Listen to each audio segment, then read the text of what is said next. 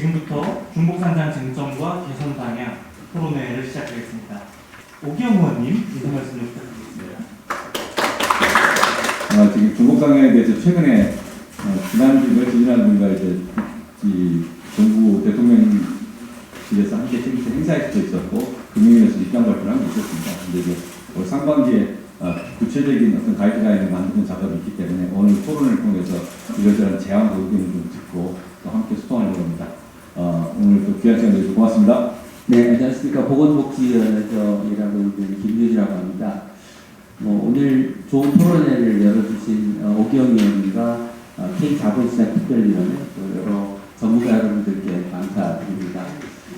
중복상장 문제는 코리아 디스카운트를 일으키고 있는 대표적인 구조적인 원인이라고 생각합니다. 이 문제를 해소하지 않고서는 우리 자본시장의 신뢰성을 높일 수 없고 글로벌 자본의 대한민국 주식시장에 대한 투자를 유인하기 어렵다고 생각합니다.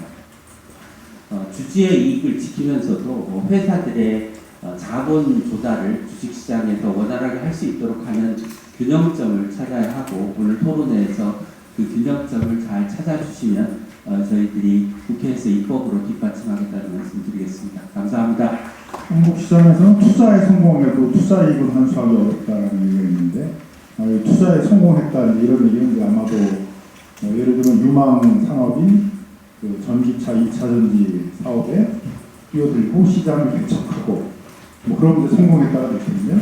그럼 주가가 많이 올라가고 투자이익을 회수해야 되는데 그 시점이 되면 이제 고유망 사업을 띄어내가지고 별도 회사로 만든 다음에 이제 별도 상장을 한다. 이런 게 나오니까 오히려 이제 그 상내 유망 사업이 떨어져 나가니까 그 회사의 주가는 이제 폭락하는 LG화학, SK이노베이션 이런 게 대표적인 그런 사례였습니다. 이렇게 되다 보니까 이제 한국 시장은 안심하고 투자하기가 어렵다. 외국인 투자자들도 들어오기가 굉장히 어렵고 또 한국의 투자자들도 해외로 나가게 되면 이제 이것만은 아니겠습니다. 굉장히 대표적인 상징적인 이제 그런 주식시장의 불신을 키우는 그런 사안이었던 것 같습니다.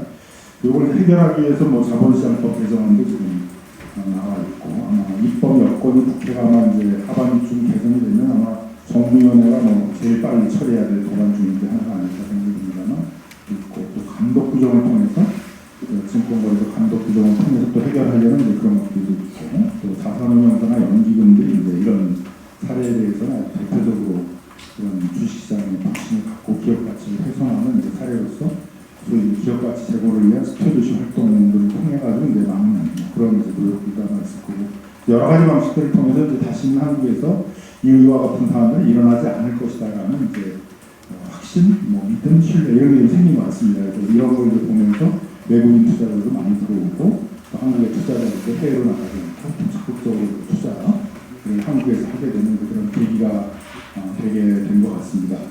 이게 단지 저희가 허언이 아니라 반드시 이런 중복상장과 같이 투자자들에게 피해를 입히는 사안들에 대해서는 이제 법적으로 확실히 막아내겠다. 행정적으로 확실히 막아내겠다.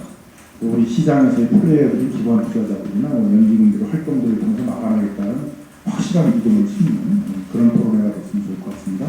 저도 마음을 배워가도록 하겠습니다. 감사합니다. 지금부터 발표를 시작하겠습니다. 크게는 이제 이 문제의식이 왜 필요하고 어떻게 좀 논의의 방향을 잡아야 되는지에 대한 부분하고요. 좀 전에 말씀드렸습니다만은 관련해서 일련의 규제들이 들어오고 또 상법 개정들이 3차례에 걸쳐 있다 보니까 그런 과정들도 좀 아울러서 좀 살펴볼 필요가 있다고 생각됩니다. 그리고 두 번째는 홍콩, 일본, 미국의 사례를 좀 살펴봄으로써 이 짧은 기간 또는 이런 그 슬라이드 자체가 좀 내용이 함축적이긴 합니다만 한두 장만으로 다 이해될 수는 없으나 그래도 몇 가지 키워드 중심으로 각 국가의 특징들을 좀 비교해 볼 생각입니다. 그리고 이게 중복 상장의 규제 이슈라고 한다면 제가 이제 1차적으로 생각해 봤을 때 어떤 쟁점들이 논의될 수 있는지 아마 그 쟁점들에 대해서는 오늘 각계에서 오신 전문가 분들께서 토론 과정에서 의견들을 개진해 주시라 생각됩니다. 마지막 개선 방향은 이게 답이 있는 그 발제가 아니다 보니 어떤 큰 원칙 정도 잡아보는 형태로 준비했습니다. 첫 번째, 국내 상장 기업의 중복 상장 현황입니다. 사실 이게 중복 상장이 무엇이고 무엇을 기준으로 현황을 잡아야 되는지조차도 엄밀하게 정의가 되어 있지 않습니다. 그래서 쟁점에서 그 얘기는 드릴 텐데요. 우선은 여기에서는 기업수로 그 현황 문제들을 다뤄봤습니다. 상장 기업수들로. 얼마 전에 이제 금융위에서도 중복 현황 이슈들을 관련해서 브리핑한 적이 있었는데, 그때 아마 시가총액에서 지분들이 겹치는 비중들을 하셨던 것 같고요. 뭐 이건 기준이 다르다라고 말씀드릴 수 있습니다. 그래서 그러면은 기업을 따지는데 어떤 기업을 따져야 되느냐? 뭐 중복 상장돼 있다는 얘기는 모회사와 자회사가 상장돼 있다는 얘기인데, 기본적으로는 자회사 수를 따지는 게 비교에서는 편의성이 있는 것 같습니다. 그러면 자회사가 뭐냐? 우리 상법에서는 발행 주식 총수의 50% 이상을 갖고 있는 경우를 이제 모회사와 자회사로 보는데, 뭐 1차적으로 여기서는 50% 이상으로 보되, 사실 우리 지배관계는 과반 주주가 아니어도 일어나는 경우가 많거든요. 그래서 그 밑에 슬라이드 그래프를 보시면은 뭐 퍼센티지로만 표현되어 있는 게 20% 미만, 20에서 30%, 30에서 50% 이거는 상장 기업이 최대 주주이면서 그 자회사인 상장 기업의 지분을 몇 % 갖고 있느냐, 그인 자회사 수입니다. 그래서 이렇게 여기서 레이저 먹진 않네요. 그 위에 50% 이상 239개라고 하면 코스닥 유가증권, 우리 코스피라고 흔히 부르죠. 코스피, 코스닥에 상장되어 있는 자회사 수의 개수입니다. 239개는. 그게 전체, 이게 2026년 2월 말 기준으로 산정을 했는데요.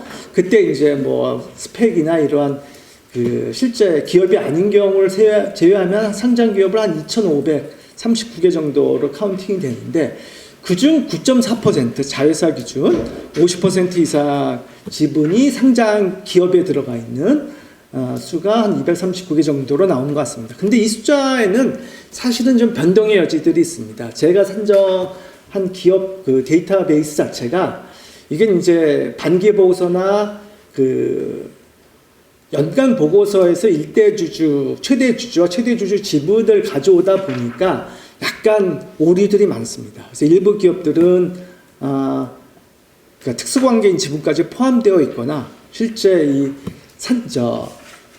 상용 데이터로 바꾸는 과정에서도 일부 오류들이 있는 것 같아서 명확한 숫자들은 좀 나중에 제가 한 5월 정도의 보고서를 낼 텐데 그때 좀 명확해질 것 같습니다. 하지만 큰 추이는 바뀌지는 않을 것 같습니다. 그래서 현재 9.4% 정도가 중복 상장된 자회사다. 근데 만약 이걸 좀 확대해서 30% 이상으로 본다고 한다면 여기 9.4%하고 옆에 숫자를 더하면 이제 나오는 거죠. 그 30%에서 50%가 전체 10.3%니까 한 19.7% 정도가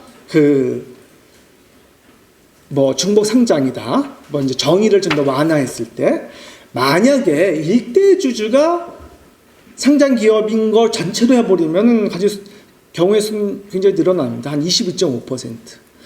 여기에다가 모회사인 상장 기업 수까지 해버리면 30%가 넘습니다. 뭐 그런 기준으로 다른 시장하고 비교해 본 사례는 없어서 단정적으로 얘기할 수는 없습니다만, 뒤에 뭐 일본 사례 같은 경우가 한 5%가 채 안 나오니까 50% 이상으로 봤을 때 어쨌든 일본보다 우리가 한 2배 가까이 높은 편이고, 엮여있는 기업수 전체가 30%가 넘는다고 한다면 일대 주주만 봤을 때 그러면은 상당히 비중이 크다라고 얘기할 수 있을 것 같습니다. 뭐 여기에 한 96개 정도 상장 기업은 2개 이상 자회사의 최대 주주입니다. 심한 경우는 7개 상장 기업을 가지고 있는 일대 주주 상장 기업도 있습니다. 아마 지주 회사인 형태일 텐데요. 그 다음에 80개 상장 기업은 모회사이자 동시에 여기서는 일대주주 개념입니다. 50% 이상이 아니라. 즉 중복으로 역할을 하고 있는 경우인데 3대 상장인 경우는 이렇게 되겠죠. 그리고 여기에선 카운팅이 되어 있지는 않지만 중간 단계 비상장 기업이 존재하는 경우는 뭐 이 분류로는 잡히지 않는 거라서 그렇게 3대가 상장돼 있다고 한다면 뭐 그런 경우를 아마 감안한다고 한다면 개수는 오히려 늘 수도 있다고 생각됩니다. 그 다음에 이제 국내 그 중복 상장의 증가의 제도적 배경을 한번 또 살펴볼 필요가 있는데요. 우리는 현 시점만 바라보고 있지만 사실은 이게 왜 이렇게 늘어났느냐. 다른 뭐 아까 같이 다 연결되어 있는 상황을 보면 30%다 넘게 볼 수 있는데 뭐 구조적인 거와 시기적인 이슈들이 있는 것 같습니다. 우리가 아시아 금융위기, 우리가 IMF 환란이라고 통칭하는 아시아 금융위기 전으로 보면은 기업 분할이라는 제도가 들어오질 않았습니다. 명시적으로. 뭐 기업 분할을 하려고 한다면은 현물 투자를 하거나 뭐 이런 형식으로 가져가야 되는데 그 방식 자체가 굉장히 좀 까다롭고 절차가 좀 복잡하다라고 할 수 있습니다. 근데 우리가 아시아 금융위기를 거치면서 여러 상장 기업들이 무너지고 기업 구조조정 필요성이 생겼는데 기존의 체계로는 이걸 감당하기가 어려웠다고 본 것 같습니다. 그래서 98년에 상법을 개정해서 이제 기업 분할을 명시적으로 인적 분할을 대전제로 물적 분할을 뭐 예외적인 형태로 두 가지 형태들을 들어오게 되고 그러다 보니 우리 2022년부터 막 얘기되었던 물적 분할 쪼개기 상장 또는 그 이전에 뭐 자사주 마법을 이용한 뭐 그 인적 분할을 통해서 지배관계를 확대하는 뭐 이런 부분들이 인적 분할, 물적 분할 이런 형태들로 공식적으로 들어오게 된 거고요. 여기 한 가지 더를 말씀드리면은 이제 99년에 지주회사가 명시적으로 허용이 됩니다.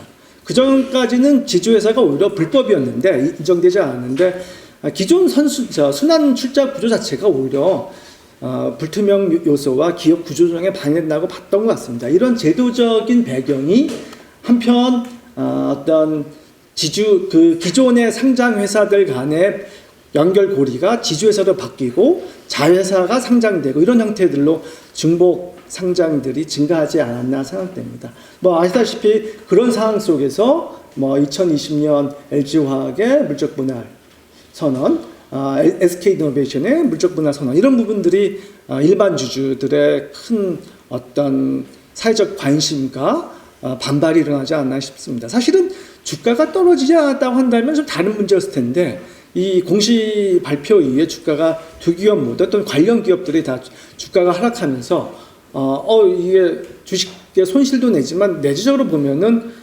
이 대주주들이 또는 경영진이 내세운 명분은 배터리라는 혁신 산업을 육성하려면은 대규모 그 자금 수요가 필요하고 여기에 어떤 외부의 IPO를 통한 자금 수요가 어쩔 수 없다라고 이제 명분으로 내세웠지만 그 모기업의 투자자들 입장에서는 핵심 사업을 분리해서 그 성장의 과실로부터 오히려 기존 주주들이 소외를 받지 않느냐 뭐 이런 문제 제기가 컸던 것 같습니다.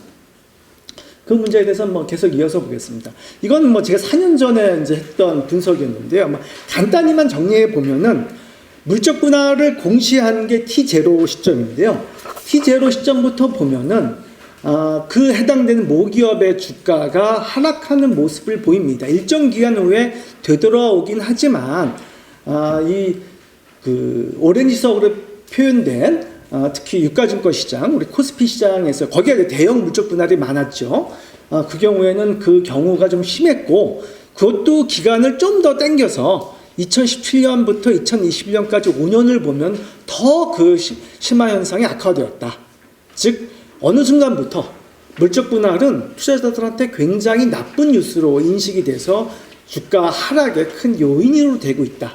뭐 그 실체가 무엇인지 간에 뭐 이런 문제들로 그 분석이 되었습니다.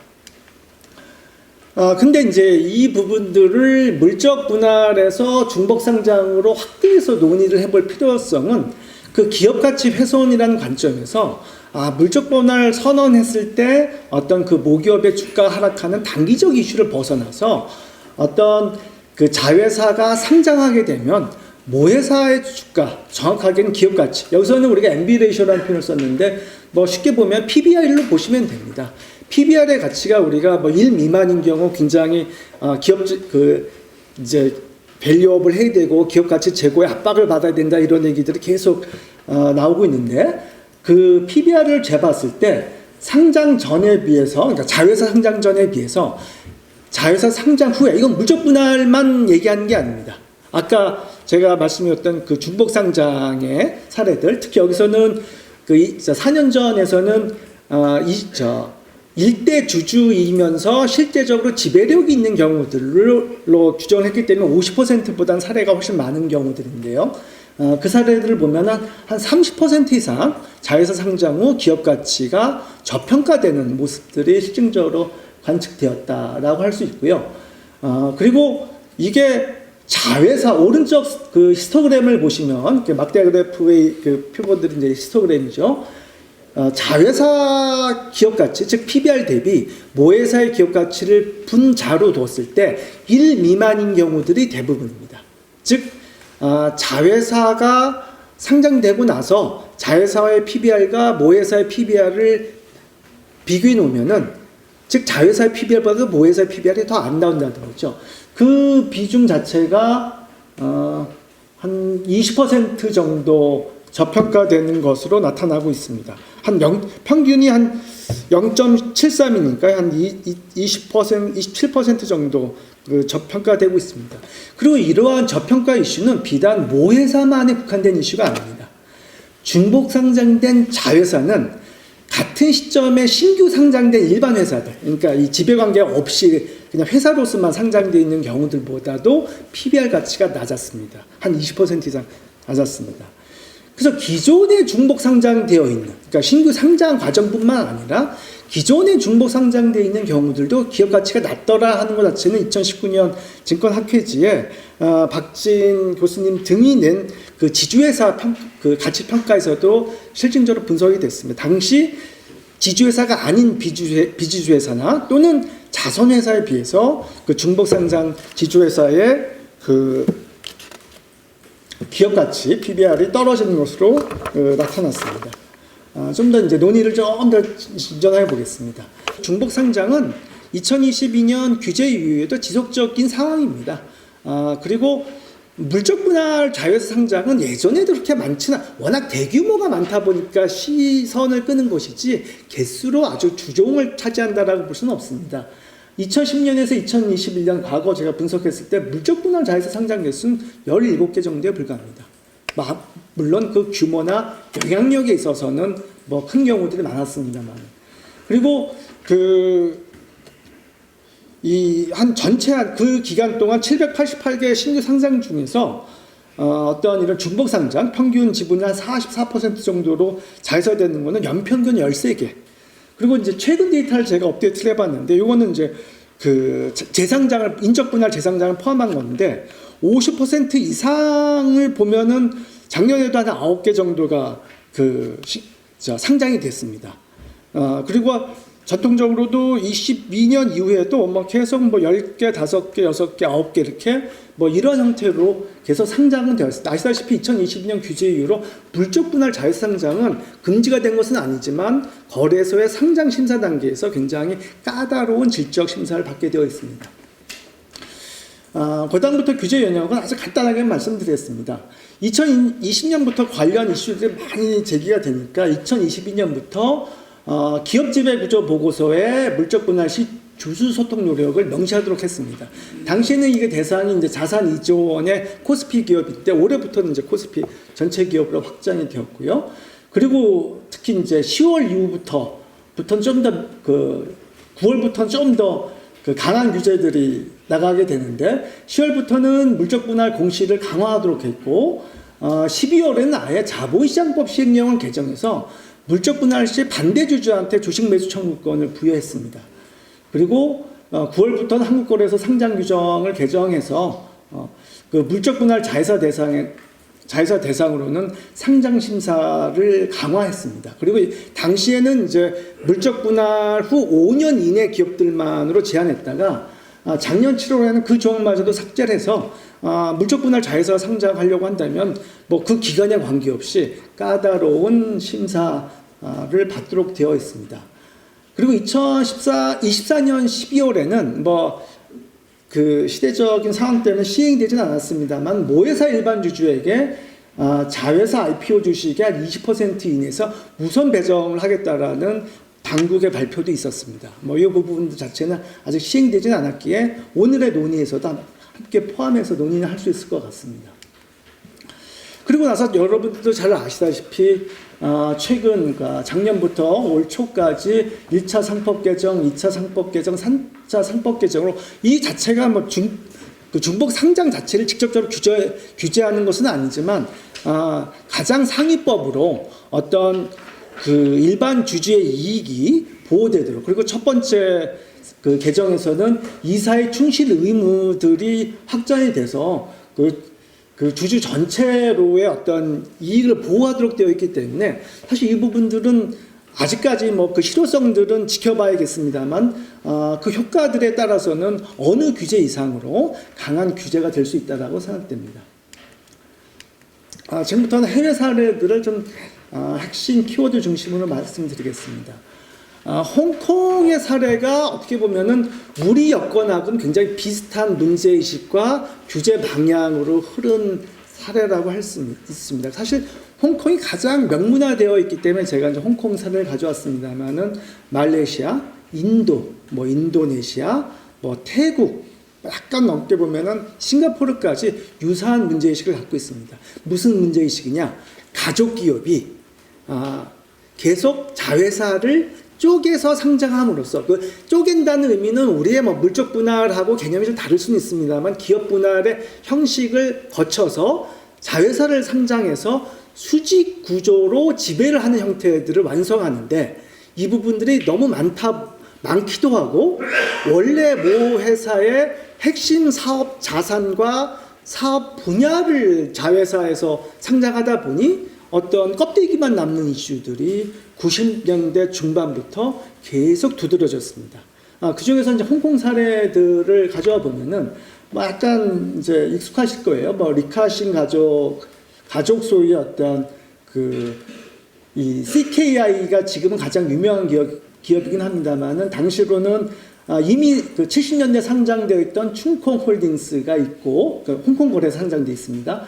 그 다음에 허치슨 원포아가 그 밑에 중간 단계로 이 부분도 아마 그 전에 상장되어 있었는데 아마 아들 소유였던 걸로 기억이 되는데 CKI라는 뭐 CK는 춘콩이겠죠. I는 인프라스트럭처입니다.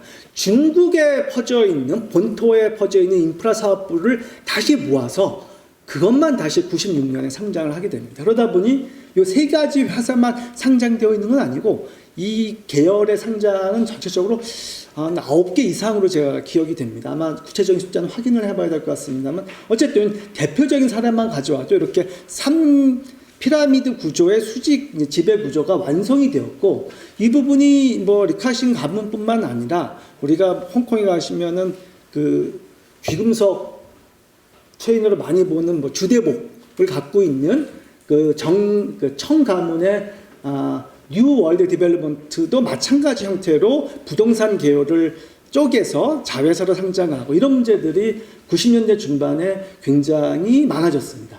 그러다 보니까 홍콩 당국이 특히 정확한 거래소죠. 홍콩 거래소가 이 문제를 특정한 사건이 문제가 됐다고 할 수는 없으나 계속 누적이 되다 보니 이 부분에 대한 명확한 규제의 방향을 가져가야겠다. 그래서 상장 규정 하위단의 실무 지침으로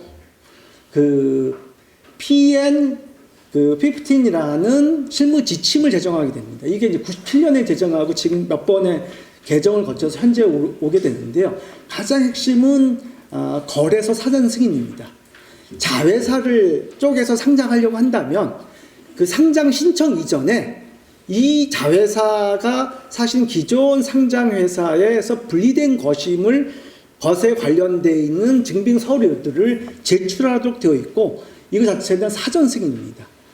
그리고 그 사전 승인과 관련돼서 몇 가지 원칙들을 잡아놨습니다. 이게 어떤 자회사 분리 후 모회사가 온전한 형태로 상장 규정을 지킬 수 있느냐, 다 핵심 자산을 가져오다 보니 껍데기만 남은 건 아니냐, 뭐 이런 부분들을 확인하거나 또는 뭐 그 자회사 자체가 모회사하고 독립적인 경영이나 또는 사업이 유지가 될 수 있느냐, 그리고 모회사와 자회사의 사업 영역이나 어떤 경쟁 영역이 구분되고 있느냐, 뭐 이런 부분들을 명확히 하도록 되어 있고요. 그리고 이제 우리가 신주 우선 배당과 관련돼서 참조해 만한 그 제도인 우선 배정권 또는 확정 배정권으로 그 해석할 수 있는 그 어시어드 인타이틀먼트를 그 보장하도록 되어 있습니다. 이거는 기존 모회사의 일반 주주가 그 이 쪼개기 상장으로 소외되지 않도록 어떤 그 권리들을 보존할 수 있는 방안들을 마련을 하라. 뭐 그게 자회사의 실물 주식을 전수하든지 또는 뭐 신주를 우선 청약할 수 있는 권리를 주든지 그 부분 자체는 명확히 확정되어 있지는 않으나 어떤 그 신규로 상장되는 자회사의 주식에 대한 소유권들을 배정받을 수 있는 권리들을 보장하도록 되어 있습니다. 그래서 이러한 부분들이 어떻게 보면은 홍콩을 비롯한 그 동남아시아의 거래소에서는 공통된 이슈였고 홍콩이 가장 그 부분들을 명문화한 형태로 가져가고 있다고 생각됩니다. 하지만 이게 엄청나게 강력한 조항이라서 중복 상장이 안 되고 있느냐? 뭐 그것은 아닌 것 같습니다. 현실적인 문제들을 고려 안 할 수가 없는데 아까 같이 뭐 리카싱 가문이나 이런 부분들이 핵심 상장 기업이기도 하지만 2010년대 전후로 중국 A주 기업들이 홍콩에 이제 2차 상장이 엄청 늘어나게 되고요. 그리고 거꾸로 홍콩 기업들이 또 중국으로 상장되는 경우들이 있는데 이 부분들을 어떻게 통제할 것이냐. 그리고 중국 A주를 뭐 나눠줄 수도 없고 해외 주주들은 접근성 자체도 안 되고 그리고 또 어떤 경기 침체 시에 이러한 경직적인 구조가 굉장히 상장 시장이나 이런 부분들에 문제를 일으킬 수 있다고 생각해서 현실적으로 보면 굉장히 예외 조항이나 또는 유연한 선택지들이 있습니다. 그리고 2018년부터 2022년까지만 보더라도 한 666개 IPO 중에서 64개 기업이 분할 자회사의 상장입니다. 그러니까 이런 뭐 규제에도 불구하고 현실적으로는 한 10% 정도의 기업들이 이런 자회사 상장으로 진행되고 있다라고 할 수 있습니다. 일본 사례들은 한 우리가 2022년부터 밸류업 뭐 드라이브를 걸면서 일본 사례들을 많이 참조하고 있는데요. 사실은 일본은 기업들 간의 상호주들이 굉장히 큰 문제였고 이런 상호주 보유가 아베노믹스 이후에 뭐 그 세계 화살 중에 하나로 자본시장의 개혁이 이루어지면서 어떤 거래소가 특히 이제 드라이브를 걸면서 이 부분들이 점점점 해소되는 과정을 거칩니다. 뭐 옆에 슬라이드 그래프를 보시면은 그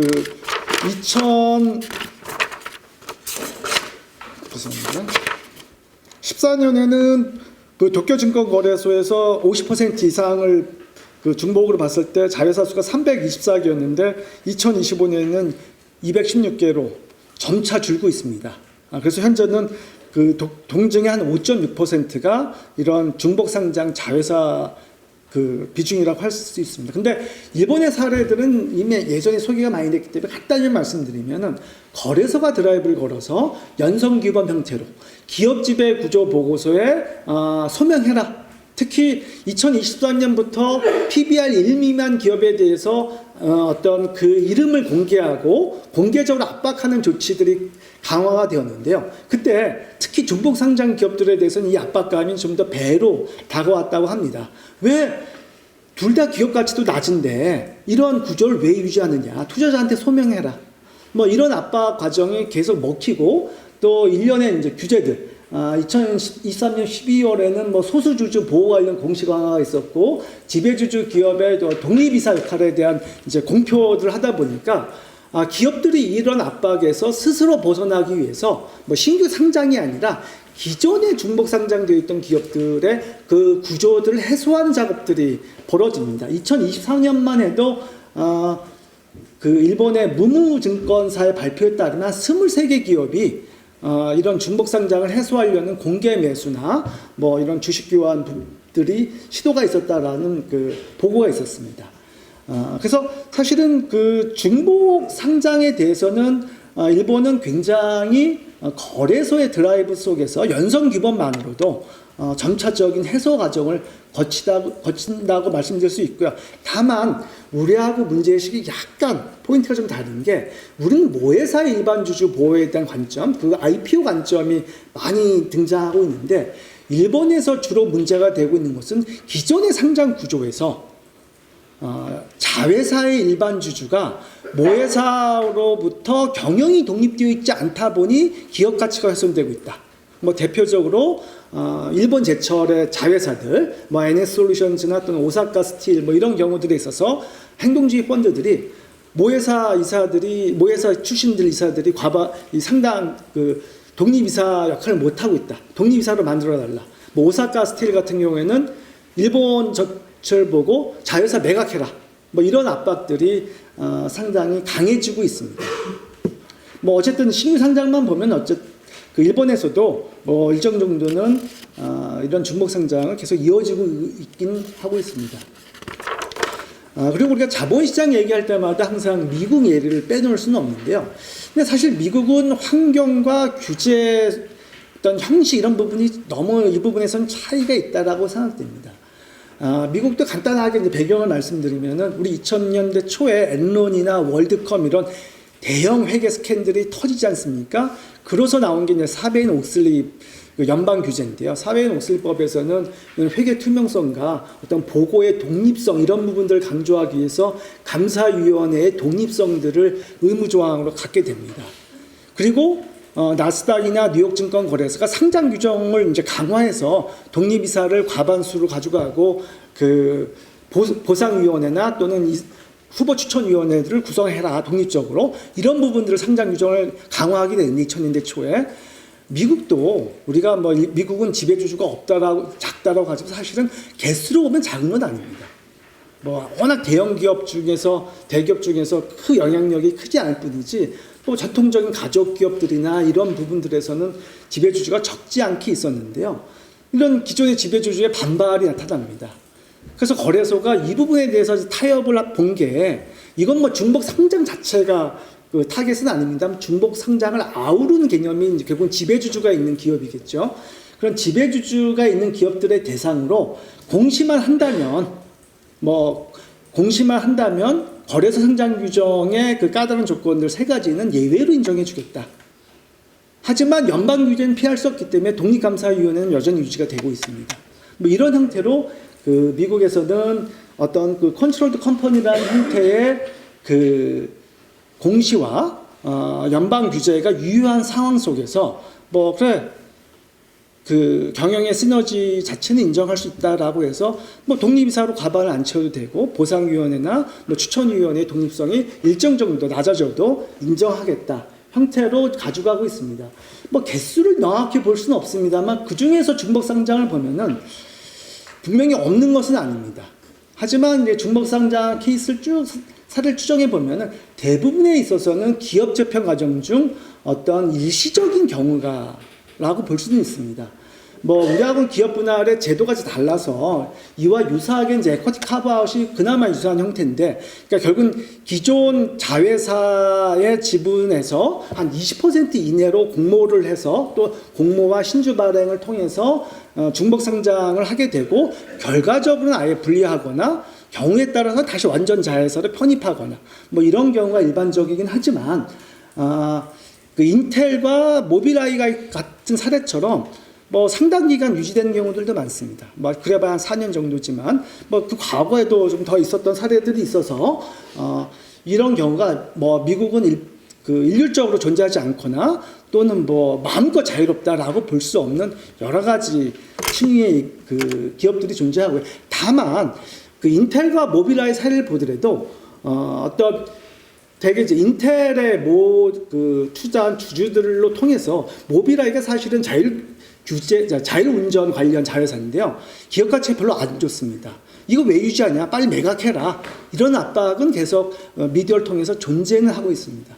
그래서 그런 긴장 속에서도 나름의 유지 필요성이 있기 때문에 뭐 인텔에서는 모빌아이, 현재 또 미국은 아시다시피 그러니까 그 보통주의 지분이 중요한 게 아니라 차등 의결권 같은 이제 의결권 이슈가 있는데 현재는 한 97% 정도의 의결권을 가져가고 있습니다.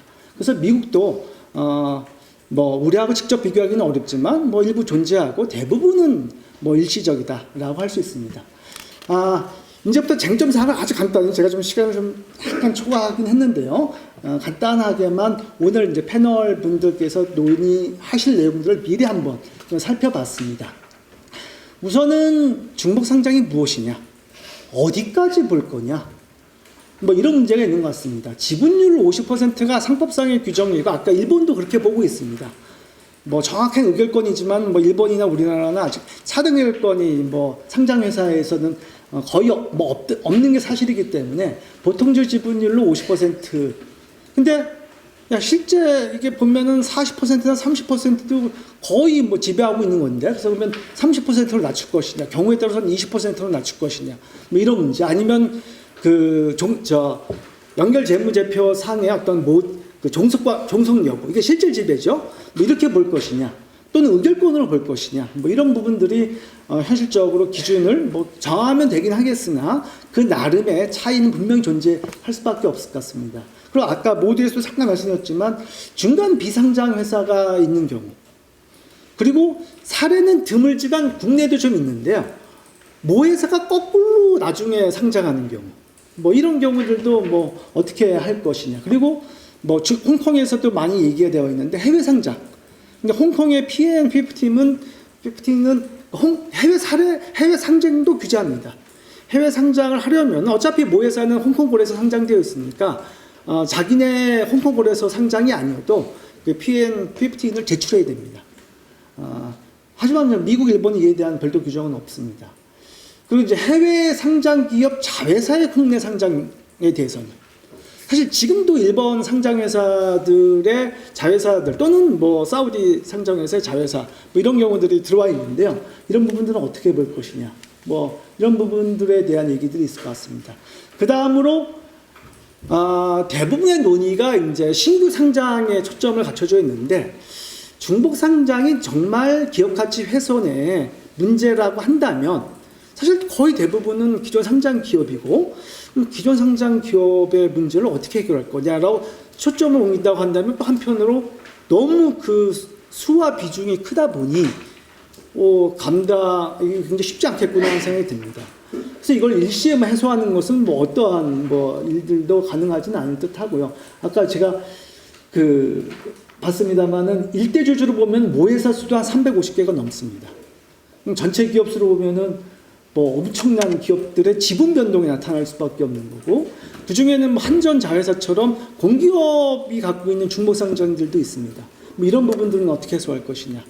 그리고 이걸 해소하는 과정 속에서 자발적 상장 폐지가 일어나고 소수주주가 축출돼야 된다 한다면 뭐 당연히 그에 따른 반발들도 최근에 자발적 상장 폐지 이런 이슈들이 등장하고 있는데 아마 이런 일들이 늘어날 수밖에 없을 것 같습니다. 그리고 이제 또 하나 고민은 가치의 문제입니다. 기존의 중복 상장은 다 그러면 그 지배주주의 사익 편취냐, 그들이 내셨던 명분은 허울뿐인 거고 실제 내용은 없는 거냐, 뭐 그런 것들은 따져봐야 될 문제긴 하겠지만, 제가 2022년 규제 이후에 2023년부터 지금까지 상장되어 있는 기업들 한 42개 정도를 한번 간단히 살펴봤는데요. 그 중에 기술투자 상장 기업만 6개가 넘습니다. 뭐 유니콘 상장이나 이런 부분들로, 그리고 배터리, 로봇, AI, 바이오 이런 부분들, 뭐 코스닥 상장 기업들이 한 26개로 거의 한 70% 정도 되는데, 규제 강화 이후에도 이런 기업들의 혁신성들은 뭐 이게 막아야 되는 거냐, 어떤 기업 가치 훼손이라는 그 대원칙 하에 또는 일반 주주 이익 강화라는 관점에서, 그리고 이들 기업들은 어쩔 수 없이 IPO가 핵심 자금 조달 수단이었는데 한번 이것들도 살펴봐야 될 것 같습니다. 그리고 만약 이 규제가 강화돼서 또는 과도해져서 그 상장 기업들이 해외로 가는 경우들, 우리도 뭐 규정을 홍콩처럼 바꿔서 뭐 그것들도 다 심사받게 하거나 규제하자라고 할 수도 있고, 또는 뭐 그것들은 어쩔 수 없으니까 놔둬야 된다고 한다면 뭐 그 성장의 과실로부터 또 그 소외되는 것은 국내 투자자들 전체가 될 수 있겠죠. 또는 이러한 기회의 경로가 막히다 보니까 그 모회사 내에 이질적인 사업부가 공존해서 생기는 그 복합기업 할인 효과. 그러니까 주 사업이 명확하지 않고 계속 가져가다 보니 투자자들로부터 외면을 받는 경우들이 이런 할인 효과들을 만드는데 이런 경우는 어쩔 거냐. 이런 부분들이 혁신기업 육성과 중복상장 규제 이익 간의 균형을 잡아야 될 부분이라고 생각됩니다. 그리고 이제 아까 잠깐 말씀드렸습니다만 신주 우선 배정에 대해서는 뭐 이미 나온 얘기이기 때문에 간단히만 말씀드리면은 사실 20% 정도로는 하자. 그게 2024년 이제 당국의 발표였는데요. 이 부분들이 뭐 홍콩의 사례들도 있듯이 우리를 보면 두 가지가 가능할 텐데 이런 신주 우선 배정도 있고 또는 현물 배당도 가능합니다. 그래서 일부 기업들은 현물 배당한 사례도 있습니다. 다만 이제 현물 배당은 그 일반 주주들 입장에서는 아직 현금이 들어온 게 아닌데 배당세를 내야 되는 이제 그런 세금 이슈가 남아 있긴 합니다만 어쨌든 뭐 현물 배당이 아니고 신주의 어떤 신주 자체를 우선 배정해 주는 문제들도 고려해 볼 수 있고 몇 가지 입법 발의도 나와 있는 걸로 알고 있습니다만은 이미 기존에도 그 우선 배당에 있어서는 촘촘하게 나눠 갖는 비중이 정해져 있습니다. 그리고 이 비중의 문제는 그 공모 시장의 실제 가격 조성과 또는 그 일정 기간 보호 예수를 통해서 공모 시장에 책임을 갖고 있는 기관 투자자의 비중이 지속적으로 낮아져 왔습니다. 그걸 더 낮춰야 되느냐? 그리고 일반 투자자가 우리 공모주 열풍의 또 주력 대상이긴 한데 최근에도 균등 배정으로 뭐 평균 0.27 뭐 26 주밖에 못 받는다라는 이제 원성이 커지고 있는 것 같은데 그 비중을 더 낮추면 아마 이제 이 비중들이 가져가는 게 더 낮아져서 공모 시장의 열기 자체가 떨어지는 부분들도 한 번은 고민해 봐야 될 문제라고 생각됩니다. 마지막 개선 방향을 아주 간단하게만 말씀드리겠습니다. 뭐 제가 큰 이 부분에 대해서는 어떻게 가야 된다라는 그 답을 갖고 있는 것은 아니고요. 몇 가지 원칙들만 잡으면은 제도적 장치와 연성기본 간의 균형이 필요하다고 생각됩니다. 우선은 지금까지는 신규 상장에 있어서 모회사 일반주주 보호에 굉장히 초점이 가해져 있고 그 부분이 사실은 꽤 사회적 문제가 된 것도 사실입니다. 하지만 우리도 시간이 지나거나 시간이 지날수록 미국과 일본처럼 이해 충돌로 인해서 자회사 일반주주가 소외를 받는 문제들이 커질 것 같습니다. 그리고 실제 제가 DB 하이텍에 대한 그 행동주의 캠페인 기간을 살펴봤더니 뭐 주된 대상은 아니지만 중복 상장 모회사에 했던 DB를 대상으로 한 그 요구 사항들이 있었습니다. 뭐 그거는 이제 지주회사를 명확히 전환해라 뭐 이런 요구지만 우리들도 똑같진 않지만 그런 목소리가 커지고는 있다라고 말씀드릴 수 있고요. 그리고 그래서 이 보호의 대상이 모회사 일반 주주뿐만 아니라 자회사 일반 주주로 확장해서 고려해 볼 필요가 있고요. 두 번째는 이 원칙적으로 상장 규제라는 것 자체는 상장 규정의 책임이라고 생각됩니다. 그래서 얼마나 매력적이고 거기에 또 투자자의 이익을 보호할 수 있는 것 자체는 그 제도를 설계하는 것은 상장 규정이라고 생각되고요. 여기에 우리가 상법에서 우리가 3차례 개정을 통해서 엄청나게 강력한 전제 조건들이 수립이 되었기 때문에 이렇게 잘 정착만 된다고 한다면 여러 가지 연성규범들을 시기에 따라서 또는 여건에 따라서 유연하게 설계한 것이 가능하지 않을까. 그리고 경우에 따라서는 시장 간 제도적 차이를 허용해서 뭐 코스닥 시장 육성이라든지 이런 부분들에 더 같이 복무하는 부분들도 가능하지 않을까 하는 생각됩니다. 그리고 이 부분들은 예전에는 물적 분할 쪼개기 상장이란 단일한 부분들, 지금은 중복 상장 됐지만 다 원천에는 지배주주 이슈입니다. 그러니까 지배주주가 있는 환경을 단기간에 해소할 수도 없고 그것이 갖고 있는 부작용도 많지만 여러 가지 장점이 있는 것들도 그것도 논의가 되고 있는 상황입니다. 그러면 지배주주 중심의 현재 한국 기업 문화에서 일반 주주의 이익을 어떻게 확정해 갈 거냐, 현실적인 여건들을 고려해서 이런 부분들에 대한 좀 더 폭넓은 논의들이 함께 가야 되지 않나 하는 생각입니다. 이상입니다. 오늘 토론회는 중복상장과 관련된 쟁점에 관한 것들인데 아시는 바와 같이 지금 중복상장에 대해서는 금융위원회에서 원칙적으로 중복상장 금지하겠다.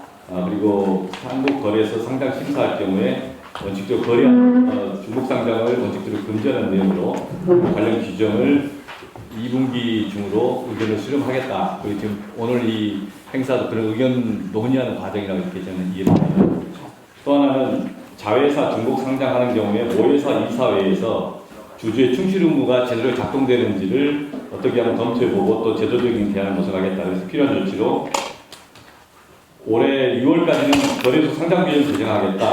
그 다음에 충실 의무 관련된 것에서는 올해 6월까지는 거래소 상장 규정 및 공시 규정을 개정하겠다. 그리고 자본시장법 개정안을 마련하겠다 이렇게 되어 있습니다.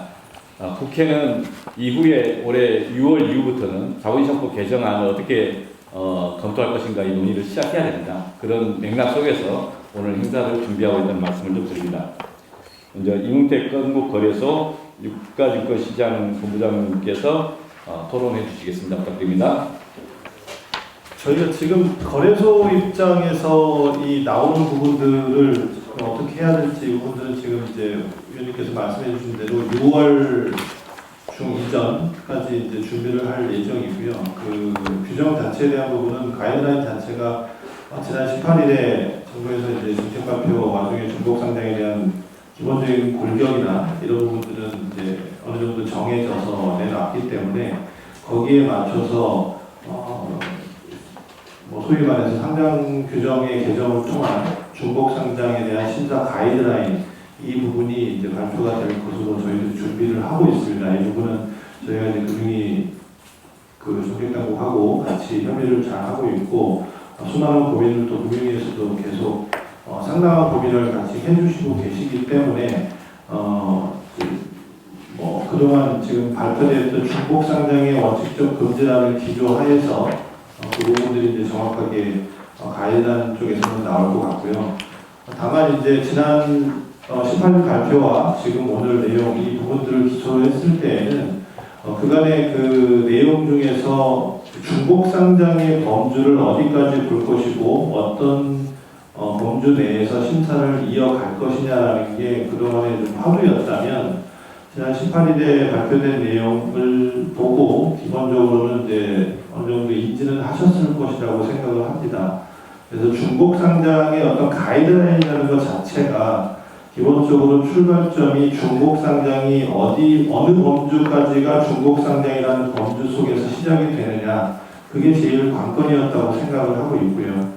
그래서 그 범주에 대한 부분이 나왔기 때문에 그 범주에 해당되는 뭐 예를 들면 공개거래법과 연결 재무제표상의 자회사 이 범주를 그때 발표를 했었는데 그 범주가 나왔기 때문에 그 사안들은 중복상장 기준에 해당이 된다. 그리고 심사상에서 중복상장의 심사 트랙으로 저희가 심사를 할 예정이다. 이게 이제 기본적인 구조라고 보시면 될 것 같습니다. 그리고 오늘 이제 남인원 위원님께서도 발표를 해주셨고 이제 차후에 그 관제하시는 의견을 내시는 분들도 아마 그렇게 내용을 얘기를 하신 것으로 보이는데 기본적으로 저희가 이제 정부의 그동안의 정책 흐름이나 이런 부분들을 보면 그 중복 상장이 나쁘다 안 나쁘다를 떠나서 중복 상장 이슈가 된 것 자체의 이유와 해외 사례를 보면 그동안의 피상적인 어떤 사례나 이런 것만을 봤을 때에는 왜 한국 시장이 중복 상장이 이렇게 과도하냐 그리고 해외 시장 특히 미국 시장 같은 경우나 이런 곳은 왜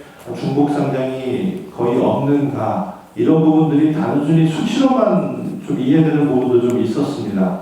그리고 그 내용 안에는 왜 그런지에 대한 부분들이 조금 많이 이해관계가 조금 없었던 부분이 있고 한국 시장이 지금 현재 정부와 국회의 노력에 의해서 계속 법제가 발제가 되고 법안이 계속 상법 개정이나 이런 걸 통해서 발전되는 과정을 보면 결국은 선진 시장이 그렇게 중복 상장이 적을 수밖에 없는 구조가 되었던 부분에는 기업이 주주를 위해서 노력을 하고 기업과 주주는 한 몸이다라는 생각하에서 그 철학이 반영이 되어서 그 부분들이 그동안 많이 안 되어 있었고 그 부분들을 조금 더 많이 반영을 해주기 위한 차원 그리고 주주 가치에 대한 제고가 결국은 기업의 이익이 꼭 특정 집단이나 이런 쪽에 편중되는 것이 아니라 기업의 이익 자체가 주주의 이익으로 전체적으로 돌아갈 수 있는 그 구조를 만드는 데에 필요하다라는 측면에서 보시면 그 중복 상장이 왜 나쁘다는 생각보다는 왜 불필요하고 불합리한가에 대한 부분이 이해가 되실 것이라고 생각이 됩니다. 그래서 그 중복 상장의 심사는 엄격하게 제한적으로 필요한 것이고 그런 측면 하에서 심사의 어떤 방향 자체도 저희 입장에서는 주주 보호에 대한 이슈 그리고 중복 상장이라는 것이 주주 보호를 위해서 얼마나 노력을 하고 정확하게 가치 훼손되는 부분들을 반영을 해서 보전을 해줄 수 있느냐 그런 부분들이 반영이 되어야지만 지극히 예외적으로 허용이 될 수 있는 한도에 들어갈 수 있을 것이다. 이게 기본적인 방향이라고 보시면 이해가 되실 것 같습니다. 그러니까 신뢰 자체가 제가 좀 약간 저긴 하긴 한데 그 미국 시장이 결정적으로 그 이해관계상에서 중복 상장이 적은 이유 자체는 한국 시장과 상장의 형태 자체가 기본적으로 다르고요. 과거에 이슈가 됐던 LG 엔솔의 어떤 중복 상장의 시작점이라고 할 수 있는 LG 엔솔의 이슈 자체도 기본적으로 주주보호에 대한 자회사를 상장을 함으로 인해서 모회사의 주주의 이익 자체에 대해서 분산시키고 남에게 팔아서 그 이익을 뺏어가는 행위처럼 보이는 그 형태, 그 부분이 문제였던 것이고 미국은 구조적으로 그것이 여러 가지의 소송제도라든지 제도 자체가 이사의 충실 의무라든지 이게 기본적으로 베이스가 깔려있기 때문에 그 행위를 할 수 없는 구조. 그래서 미국에서도 중복 상장이 있더라도 그 사례 자체를 가만히 살펴보시면 주주의 이익이 훼손되는 게 거의 없는 형태로 기업이 중복 상장을 이루어 나갑니다. 그래서 결국에는 그 스피노프 형태의 결국에 독립성을 유지하는 차원에서 자금의 조달의 필요성이 확실하게 인지가 되고 기업이 자회사가 상장이 됐다 하더라도 자회사가 아닌 것처럼 그리고 모회사의 주주에게도 전적으로 이익이 상장되기 전에 모회사의 이익이 돌아가는 것처럼 그 구조를 짜왔기 때문에 그 부분이 확실하게 구분이 된다고 보시면 될 것 같고 저희도 저희 결론적으로 말씀드리면 저희 가이드라인 자체도 그런 중심 하에서 주주의 보호 이익이 확실하게 보존될 수 있는 어떤 정책을 가지고 주주의 전적인 동의를 얻어올 수 있느냐에 대한 부분을 관점으로 보고 이 상장 심사가 이루어질 예정으로 해서 저희가 가이드라인을 만들어 나갈 예정입니다. 이 정도로 마치겠습니다. 네, 고맙습니다. 김춘 한국상장회사협의회 본부장님께 말씀 드리겠습니다. 제가 뭐 기업 입장을 사실은 실질적으로 대변하지는 못하지만 그 입장을 좀 추측을 해가지고 지금 그 입장상 말씀을 드린다는 부분 먼저 상장 이제 동시상장 또는 중복상장 관련해가지고 이슈가 계속 되었고 최근에 정부에서 구체적인 이제 원칙적인 금지 이 부분을 발표한 바 있습니다. 약간 좀 이제 그 소식을 접하고 사실은 모든 분들이 비슷하게 느끼겠지만 너무 좀 약간 충격적이다라는 부분을 사실은 느낌을 받았는데 그 취지는 사실은 지금까지는 이걸 원칙적으로 금지한다라는 부분은까지는 가지 않을까라는 사실 예상이었는데 이걸 이제 원칙적으로 금지한다라고 하는 부분에서 굉장히 좀 놀랐던 부분이었던 것 같습니다. 아시다시피 이제 그 남길남 박사님 발표하시는 부분도 있지만 구체적으로 이게 장단점이 있는 부분이고 우리가 지금까지 중복 상장이 허용됐던 부분들이 사실은 사회적, 법적 배경들이 있었던 부분이고 그런 부분들에 대해서 그러면 이게 이제 원칙적으로 금지한다라고 했을 때 과연 지금까지 그러면 그 장점들 부분은 어떻게 보완할 것이냐라고 하는 부분들이 우선 걱정되는 부분들이 있었습니다. 아울러 이제 말씀하신 부분과 같이 기존에 그러면 동시 상장되어 있는 회사들의 문제들은 어떻게 해결할 거냐. 향후 이 동시 상장이 안 되는 부분들 또는 이제 우회해서 하는 부분들까지 만약에 규제가 될 텐데 그런 부분들에 있어서 기업들은 그러면 어떻게 자금을 향후 조달하고 산업을 발전시키고 그 다음에 이게 국내와 국외의 어떤 규제 형평성이 달라지는 부분들이 어떻게 될 거냐라고 하는 여러 의문들이 있습니다만 이제 문제의 소지는 사실은 다 비슷하게 유사하게 좀 느끼는 것 같습니다. 기본적으로 상장회사의 지배구조가 투명하지 못하다. 아울러 지금의 지배구조상 지배주주의 어떤 사익 너무 우선시되는 부분들이 있다라고 하는 문제인식은 유사한 것 같습니다. 동시상장에 있어가지고 처음에 그러면 이게 이제 문제의 소집이 정확하게 문제가 어디에 있는 거냐라는 부분이 먼저 좀 명확해질 필요가 있는데 이게 이제 분할할 때 문제인 거냐 아니면 분할 이후에 상장할 때 문제인 거냐 아니면 상장 이후에 계속되는 문제인 거냐라고 했을 때 이제 우리 지금 현재 대처 부분은 분할과 상장했을 때의 포커스를 맞추고 있는 것 같습니다. 이제 우리 제도가 이제 앞서 발표하신 것처럼 미국이라든지 다른 제도에 비해서 분할할 때 일반 주주의 어떤 보호 측면에서 약한 부분이 있고 인적 분할과 물적 분할 두 가지밖에 없는데 다른 나라 같은 경우는 그거를 하이브리드한 형태로 혼합을 해가지고 주주 이익이 보호될 수 있는 형태도 취할 수 있는 이런 유한한 법적 구조를 가지고 있는데 저희는 그렇지 못하다는 어떤 법적 경직성 문제. 그 다음에 상장을 할 때 이제 분할된 회사를 상장한다라고 했을 때 상장 이 주가가 빠지는 이유가 뭐냐라고 하게 되면 원래 일반 주주 같은 경우에는 경영권에 대한 부분이 원래 없었기 때문에 경영권이 지분 희석된다라고 하는 부분보다는 사실은 향후 배당이라든지 현금 흐름권 부분에 있어가지고의 어떤 지분 가치를 향유하지 못할 것이다라는 어떤 부정적인 인식 때문에 주가가 사실은 굉장히 저평가될 수밖에 없는 구조다라고 생각을 하고요. 이게 이제 분할 모회사의 문제라고 한다면 분할 자회사 같은 경우에는 일단은 지배주주가 확고한 상황에서 다른 자회사 일반 주주 같은 경우에는 사실은 경영권보다는 이게 어떤 회사의 현금 흐름권 부분에 포커싱이 될 수밖에 없는데 지배주주가 확고하다 보니까 사실은 이런 경영권 관련해가지고는 어떤 프리미엄을 얻을 수 없다라는 부분이 반영되는 어떤 디스카운트가 적용하는 거 아닌가라고 이렇게 생각을 하고 있습니다. 다만 외국과 같은 경우는 사실은 뭐 단순히 미국과 이제 제도를 비교하기는 어렵지만 앞서 말씀하신 바와 같이 지배주주에 대해서 충실 의무가 인정이 되고 있습니다. 아울러 이사에게도 주주에 대한 충실 의무가 인정이 되고 있죠. 이런 상황에서 우리나라가 이사의 주주에 대한 충실 의무가 도입됐는데 이게 처음에 사실은 분할하면서 자회사 상장까지 동시에 염두에 둔다라고 하게 되면 모회사의 이사한테 주주 보호에 대한 충실 의무 부분을 따질 수 있다라고 하는 의견들이 조금 최근에는 상법이 개정되면서 많습니다만 이게 이미 그런 부분이 결정되지 않은 상황에서 이제 나중에 자회사 편입된 상황이라든지 나중에 자회사의 상장이 결정된다라고 했을 때 이 자회사의 상장을 결정하는 것은 모회사의 이사회가 아니고 자회사의 이사회입니다. 그러면 자회사는 자회사의 주주이익 보호를 위한 결정을 해야 되는 것이고 모회사의 이사가 여기에 관여할 수 없는 게 원칙적인 저희의 법제입니다. 그럼 향후 그런 부분 이렇게 분할이 이 시간상이라든지 또는 구조상 분할 자회사하고 나중에 편입되는 경우에 그러면 모회사 이사의 충실 의무를 어떻게 이렇게 확장해가지고 자회사 할 때까지 적용할 거냐라고 하는 문제도 사실은 쉽게 해결할 수 있는 부분은 아닙니다. 우리 현재 법제도. 이런 여러 부분을 따져봤을 때 모회사의 일반 주주 이익 보호 필요성이 분명히 있고 아울러 향후 자회사 일반 주주 이익 보호의 필요성이 분명히 있습니다.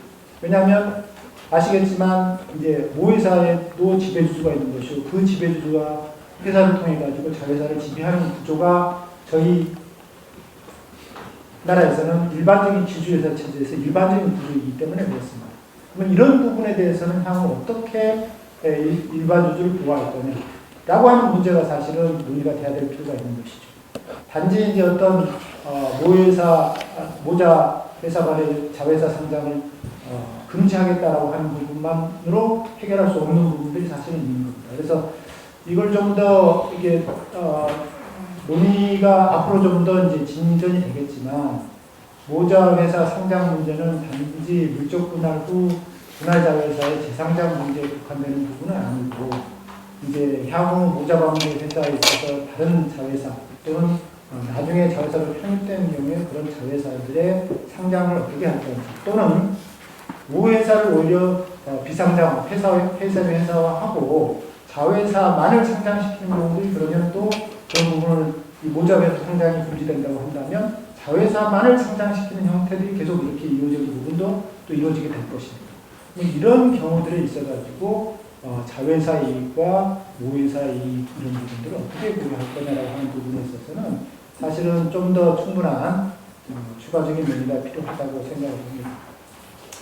이제 사실은 이제 처음에 이 중복상장이라는 표현 자체부터 사실은 이게 부정적인 의미를 내포하고 있는 부분이라서 이 중복상장에 있어서 문제가 사실은 뭐냐, 권한할 때 문제냐, 상장할 때 문제냐, 아니면 상장 이후에도 계속되는 문제냐라고 하는 부분에 있어서는 앞서 주제 발표해 주신 부분에도 있지만 외국에 따라 포커싱이 되는 부분들이 다르긴 하나 기본적으로 분할할 때도 문제고 상장할 때도 문제고 상장 이후에도 문제가 되는 사항이다 라는 부분에서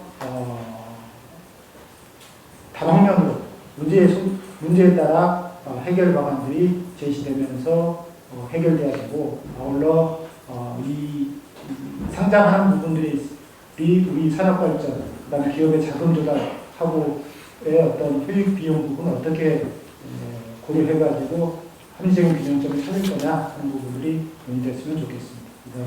예, 안상준 벤처캐피탈협회 부회장님 부탁드리겠습니다.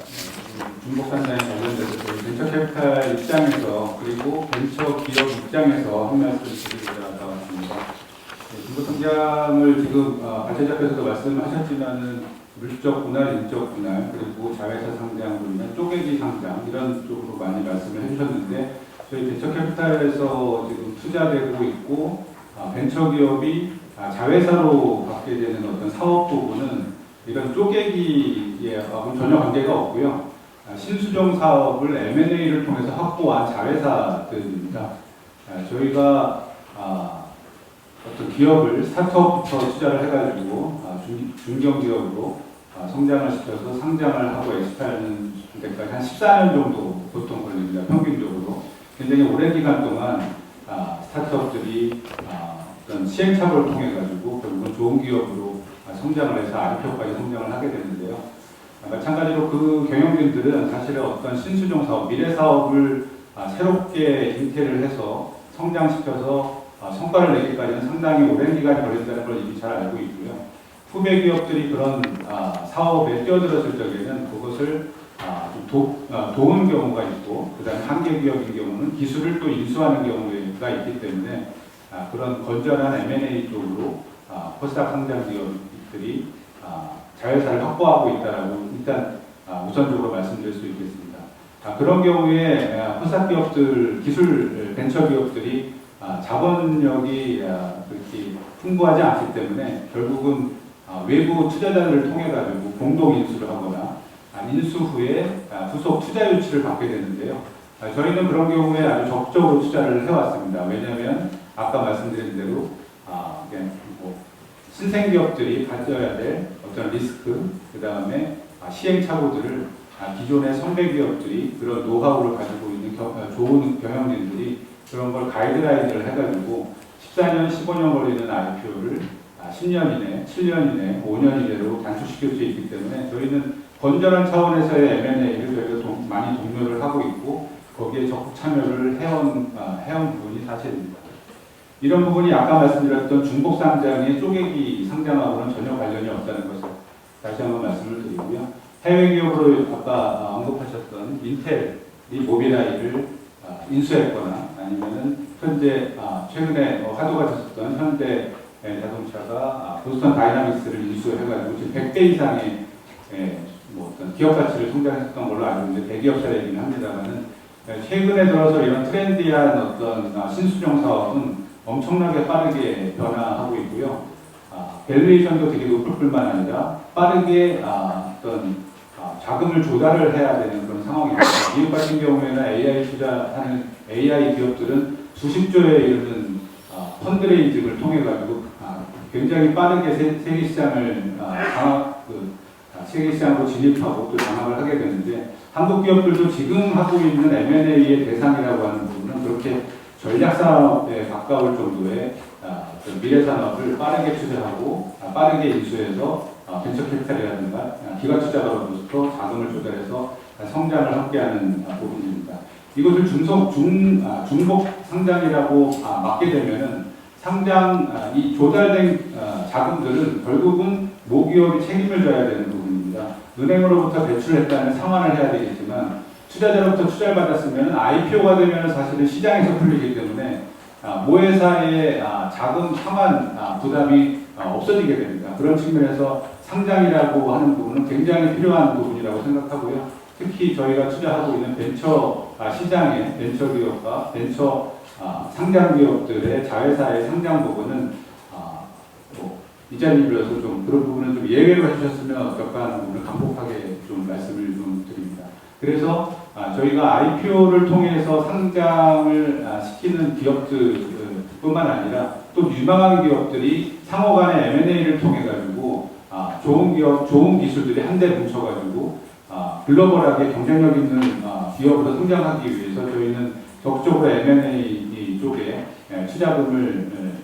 투자할 것을 뭐 그런 부분을 굉장히 적극적으로 추진하려고 생각하고 있는데 자칫 우려되는 부분은 이렇게 중복 상장으로 한꺼번에 이런 그 M&A 인수 후 상장되는 부분까지 막아놓는다라고 하면은 M&A 시장 가뜩이나 저희 대한민국의 M&A라고 하는 부분은 상당히 다른 글로벌 시장에 비해서 위축되어 있거나 작은 규모이고 이 부분을 좀 독려하거나 상생이라는 측면에서 많은 부분을 독려했었던 거랑 비교해 봤을 적에는 앞으로 이 부분이 좀 위축되지 않을까라고 하는 우려가 사실은 많이 있습니다. 이런 부분들은 좀 고려를 좀 많이 해주셨으면 하는 부탁을 좀 드립니다. 이상입니다. 진혁 전국대학교 교수님께 마이크를 넘기겠습니다. 제가 몇 년 전에 물적보다 상장이라는 제목의 논문을 발표한 적이 있습니다. 그것도 한 3년 된 것 같은데 저도 잊어버리고 있었거든요. 이게 그 부활해가지고 돌아온 것 같아가지고 굉장히 반가운 마음이 들고 또 이게 의미하는 바가 뭘까 생각을 해보면 우리가 중국 상장에 대해서 얘기를 하고 있지만 사실은 이 논의가 되면서 분할 제도에 대한 논의가 좀 다시 불붙었으면 좋겠다는 생각을 해요. 그걸 말씀을 꼭 드리고 싶고 상장과 분할은 다른 제도죠. 상장은 자본 조달에 대한 제도고 분할은 기업 구조 변경 또는 구조 조정에 대한 제도입니다. 근데 이게 같이 갈 수밖에 없는 우리 어떤 역사적 배경이 있어요. 아까 남 박사님께서도 발표하신 내용이 있지만은 우리 분할은 그러니까 구조 조정 그러니까 잘 못한 애들 떼어내가지고 좀 효율적으로 정리하기 위해서 만들어진 제도거든요. 근데 왜 이렇게 이루어졌는가? 왜 이런 맥락에서 얘기를 하고 있는가를 생각해 보면은 자본시장에서는 항상 최대 주주와 또는 대주주 그리고 일반 주주라고 하는 건 그러죠. 일반 주주 간에 이해관계 충돌이 있어요. 이건 상존하는 겁니다. 근데 이거를 어떻게 효율적으로 조정할 수 있을 것인가가 문제인데 분할제도가 지금 이제 물적분할이죠. 그러면 물적분할제도가 이렇게 말하자면 뭐 이제 LG화학의 LG엔솔을 떼어내면서 상장하고 그런 과정에서 나름 그래도 뭐 비판을 받고 이런 게 된 이유는 결국은 대주주가 결정권이 있고 대주주가 이렇게 결정을 할 때 자기한테 유리하게끔 마침 그런 인상을 주는 방식의 결과와 과정이 있었기 때문이라 이렇게 생각을 하거든요. 자, 이게 무슨 말이냐면 우리 분할 제도는 인적 분할, 물적 분할 쪽으로 떠집니다. 모아님도예요. 그런데 아까 우리 발표 내용에도 있었고 그다음에 앞에서 토론하시는 분들도 비슷한 시기에 얘기를 하신 것 같아서 제가 좀 다시 한번 반가운 마음이 들기는 하는데 분할을 하는 그 선택, 집합을 촘촘하게 갖춰줄 수가 있어요. 그게 뭐냐면은 우리가 이제 그 미국 제도 계속 얘기를 하지만 미국에는 독립된 분할 제도가 없거든요. 그러니까 인적 분할, 물적 분할 두 개만 있는 게 아니에요. 아예 분할 제도라는 게 없고 세제 혜택을 받을 수 있는 방식으로 유연하게 허용을 하고 있습니다. 그래서 스피노프, 스플리도, 스플리더, 카더 여러 가지가 있는데 제가 다시 한번 논문을 그래서 제가 그걸 할 수 있고 하지만은 뭐라고 예를 들어놨냐면 우리가 분할을 할 때도 물적 분할이 싫으면 왜? 내가 모회사의 주주인데 분할을 해가지고 LG 엔솔이 떨어져 나가면서 그 지표 통제할 수 있는 통제권을 잃어버린다. 그러면 제가 부르는 것은 이제 불비례적인 인적 분할인데 쉽게 말하면 갈아타기예요. LG 모회사 주주인데 자회사가 예전에는 별로 사업이 안 되는 사업을 자회사가 떼어내는 방식이었는데 지금은 똘똘한 자회사 하나 키워보고 싶다. 만약 이런 상황이면 모회사의 주식을 자회사의 주식으로 바꿔주는 과정. 이런 걸 할 수도 있어요. 물론 이거를 실제로 법제로 하려면은 많은 노력이 필요하겠죠. 아마 시간이 많이 걸릴 거예요. 왜냐면 우리가 인적 분할, 무적 분할이라는 제도를 오랫동안 운영을 해왔기 때문에 아마 여기 계시는 의원들 머리가 많이 아프실 수가 있는데 어쨌든 방향은 그게 돼야 되지 않느냐. 저는 이제 그런 말씀을 드리고 이게 중복 상장을 허용하고 금지하는 쪽으로 토론이 가버리면은 실제 문제는 우리가 논란이나 망각하게 될 수 있다는 그런 위험. 그걸 좀 말씀드리고 싶고 다시 한번 강조드리지만은 대주주와 일반 주주의 이해 충돌은 자본시장에서는 상존한다. 이건 없앨 수 없어요. 그런데 이거를 가장 효율적으로 그러니까 모아인도가 아니고 내가 이 정도 선에서 일반 주주에게 자회사 주식을 태워주고 나도 경영권을 지키고 또는 못 지킬 수 있겠죠. 우리 자원 조달을 해서 상장도 하고 이런 유연한 방식으로 우리가 좀 했으면 좋겠다라는 말씀을 드리면서 제가 6분 정도 썼습니다.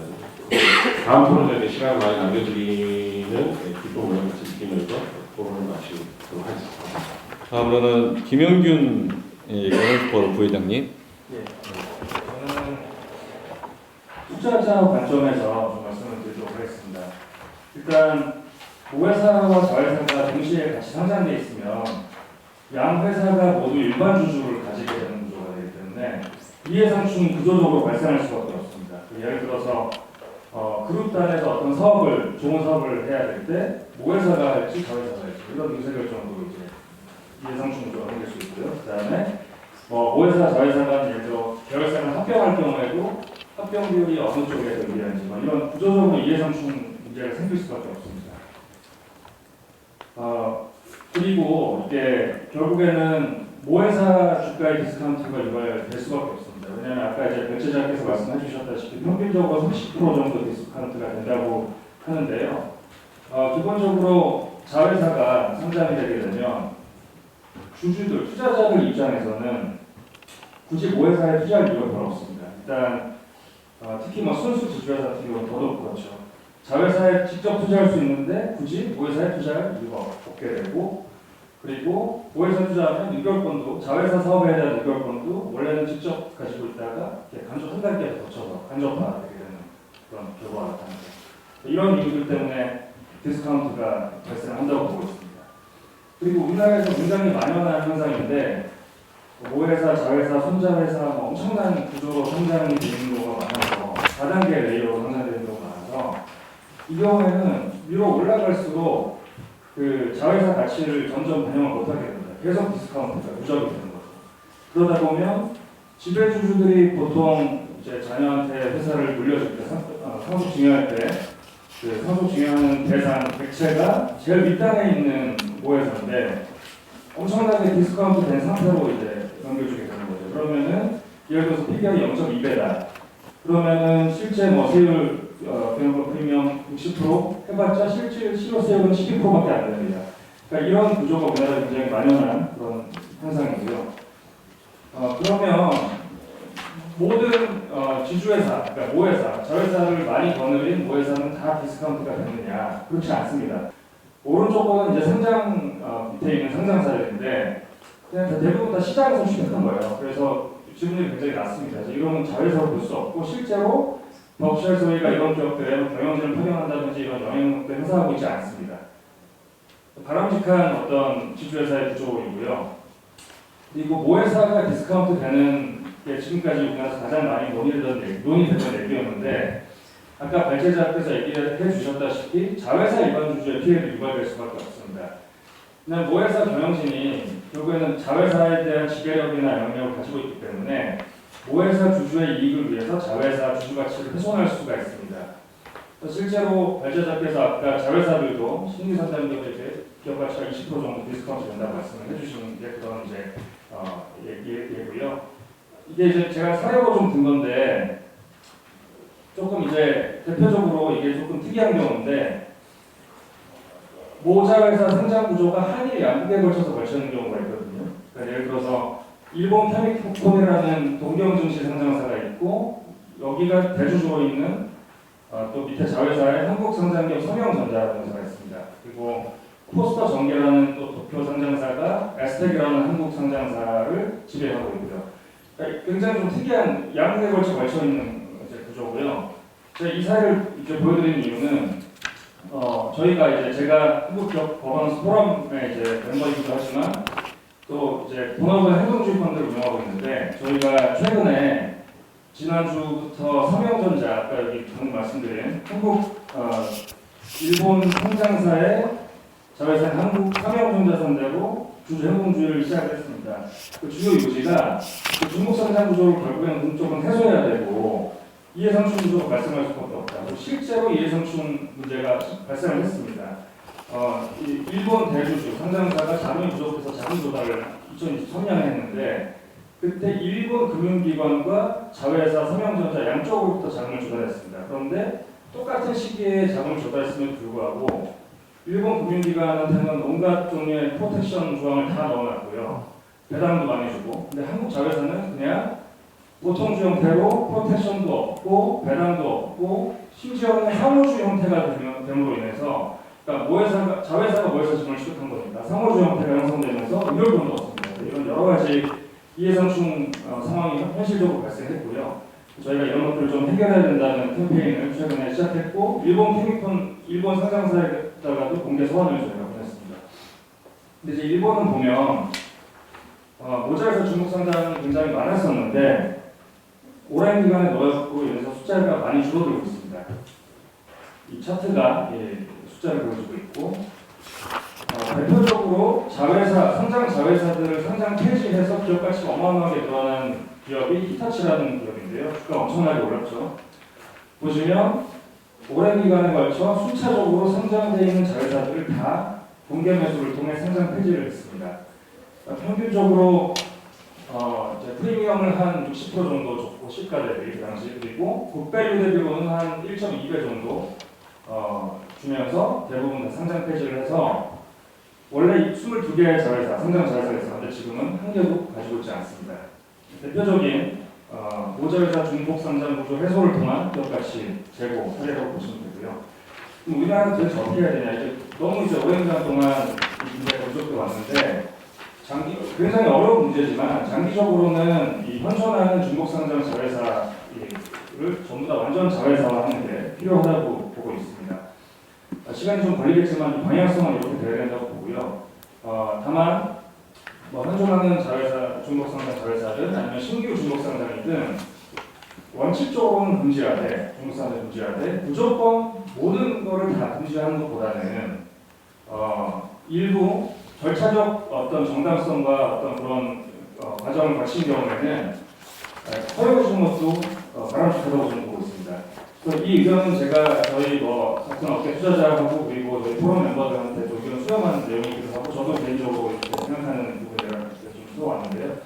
예를 들어서 기본적으로는 이사의 주주에 대한 충실 의무를 기본으로 하되 그에 따라서 이 중복 자회사를 반드시 상장해야 되는 합리적인 이유 그리고 그게 전체 주주한테 도움이 된다는 이익이 된다는 이유를 충실하게 설명을 하고 설득을 얻으면 된다고 봅니다. 설득이라 하면 이해관계가 있는 지배주주는 빠지고요. 주주총회에서 소수주주의 다수결 제도, 머저리티 오브 마이너리티 MOM이라고 줄여서 하는데 이 제도를 도입해서 이해관계 없는 주주들끼리 우리는 이 자회사 중복 상장을 원한다. 이렇게 되면 오히려 더 우리는 좋다. 저까지 넣어놓은 걸 본다. 라고 판단하면 허용해주는 것도 바람직하다고 보고요. 그리고 또 미국식으로 자회사를 상장할 때 주식 대부분을 일본에서도 최근에 소니 파이낸셜 상장하면서 80% 이상 지분을 모회사 주주들한테 나눠줬는데요. 그런 형태로 자회사 주식 대부분을 모회사 주주들한테 나눠주면 특별히 문제가 없기 때문에 이런 방안도 고려할 수 있다고 보고요. 그리고 지금 현재 우리나라의 자회사 주식을 노회사 주주들한테 나눠줄 때 배당소득세가 발생하는 걸로 알고 있는데 이것도 배당소득세도 좀 면제될 필요가 있다고 봅니다.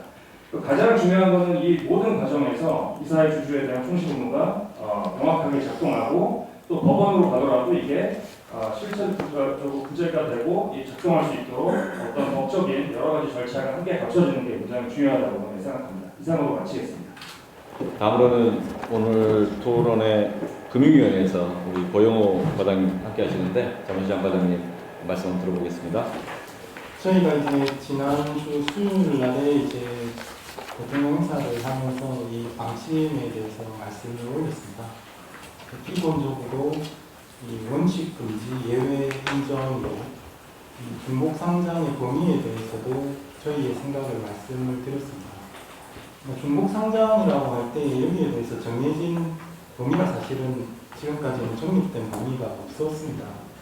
물적 분할 같이 이제 명백히 쪼개기 상장했다.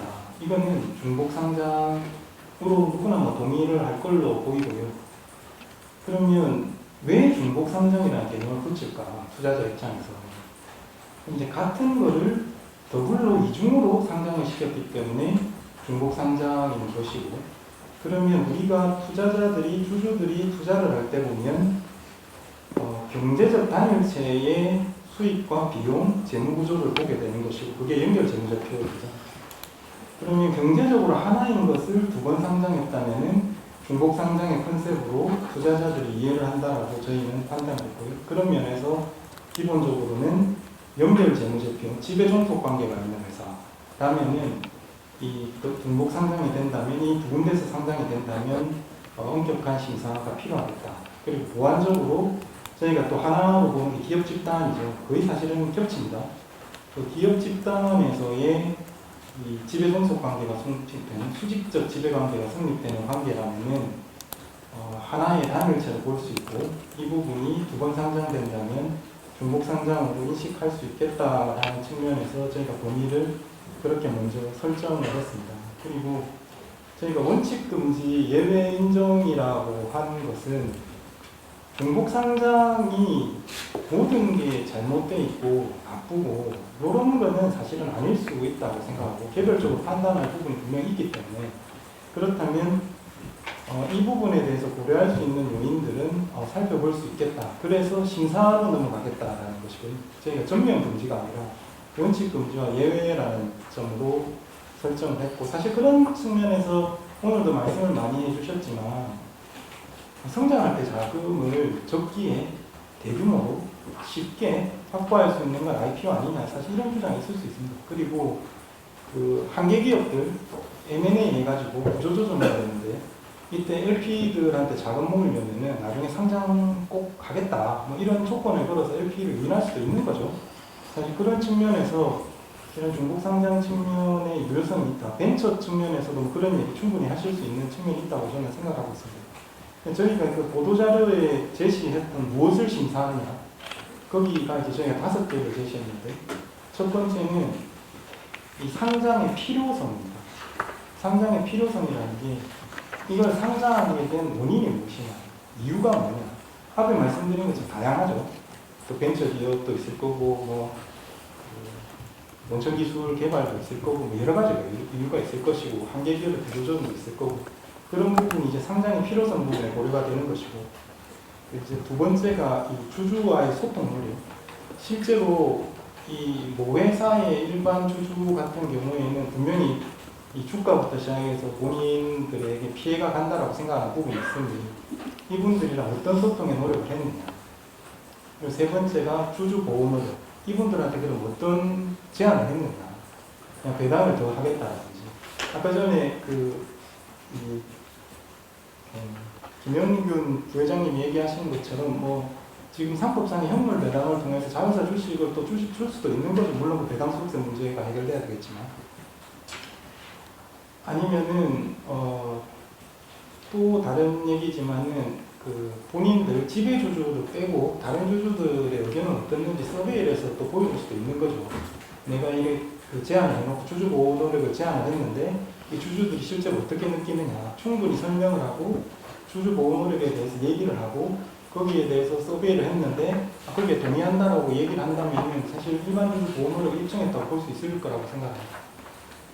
그 다음에 보는 게 이제 사업 영업의 독립성 그리고 마지막에 경영의 독립성인데 사업 영업의 독립성은 모회사뿐만 아니라 자회사한테도 필요한 거죠. 자회사의 영업이 모회사한테 휘둘리면 안 되는 거죠. 중국 상장 안에서. 그리고 또 모회사 입장에서 보면은 자회사로부터 나오는 매출이 80%, 90%다 이러면은 사실은 이걸 쪼개서 독립해서 생존할 수 있는 회사들이 아니니까 이거를 용인할 수 없을 겁니다. 그리고 경영의 독립성이라는 거는 이 모회사에서 휘둘려가지고 자회사가 자회사 주주를 위한 게 아니라 모회사를 위해서 일해버리면 안 되니까 이 부분을 충분히 견제할 수 있는 지배구조가 있느냐 이런 부분을 살펴보는 것이고 저희는 이 기준들을 모두 충족하는 이런 경우에 한해서 이 중복 상장에 대해서는 예외적으로 인정될 수 있다라는 원칙적인 입장을 말씀을 드렸습니다. 그래서 저희는 이 부분에 대해서 그 의원님께서 말씀 주신 것처럼 이사분기 내내 그 의견 수렴을 계속해 나갈 것이고요. 공청회부터 시작해서 여러 가지 생각을 하고 있습니다. 그런데 오늘 또 토론회를 열어주셔가지고 또 좋은 얘기를 많이 들었다 생각하고 계속 얘기를 하고 구체화해 나가는 노력을 하겠습니다. 감사합니다. 아마 지금 여러 가지 의견들이 서로 다른 시각에서 논쟁이 되고 있지만 이런 논쟁 자체가 오히려 필요한 논쟁이고 또 자연스러운 것 같습니다. 지금 자본시장 밸류업에 대해서 일본 사례를 가져오기도 하고 미국 사례를 가져오기도 하고 또 여러 가지 시각에서의 그 대안들을 제시하는데 아마 많은 분들이 이런 논쟁을 이제 지금부터 시작하니까 몇 번의 그 공개적인 논쟁 또는 다양한 의견 개진 그걸 수렴을 하면서 이제 금융위원회에서 또 거래소랑 함께 어떤 일정한 가이드라인을 만들어가지 않을까 싶고 저희도 그런 과정을 함께 지켜보겠습니다. 그 제가 첨부된 이야기 한두 가지 말씀드리고 그리고 플로에서 혹시 그 궁금하신 거 어떤 분한테 질문하실지 뭐 질문하실 분 있으면 한 두세 분 좀 저기 질문을 받겠습니다. 먼저 제가 좀 독특한 자료 하나 가져왔는데 신한투자증권 2023년도 리포트입니다. 9월 6일자 리포트인데 내용이 이겁니다. 주가지수 수익률 분해, GDP가 주가로 변하는 과정, 이런 제목으로 이제 리포트가 있습니다. 여러분 다 보게 된 그 PDF 파일 다 확인, 취득 가능하실 겁니다. 이 자료는. 또 이 비슷한 게 신한투자증권에서 두 개를 냈는데 이게 이제 1번이고 2번도 똑같은 내용으로서 주가지수 수익률 분해 미국 증시만 오르는 이유 이게 한 2023년 9월 20일자 이게 리포트입니다. 이제 이 내용들의 취지가 뭐냐면 경제 성장률이 가령 경상 성장률 기준에서 4~5% 성장을 하면 정상적인 경우라면 우리 자본시장은 당연히 4~5% 이상 성장을 하겠죠. 그런데 특히 한국 자본시장에 있는 그 경우에는 보다 성장성이 있는 기업들이 자본시장에 들어와 있기 때문에 경상성장률, 대한민국 경상성장률 더 높이 오르는 게 맞습니다. 그래서 한 10% 이상 성장하는 게 또 정상일 수 있는 거고 일반적인 기업 성장. 하지만 전체적으로 주가가 그렇게 성장하지는 않습니다.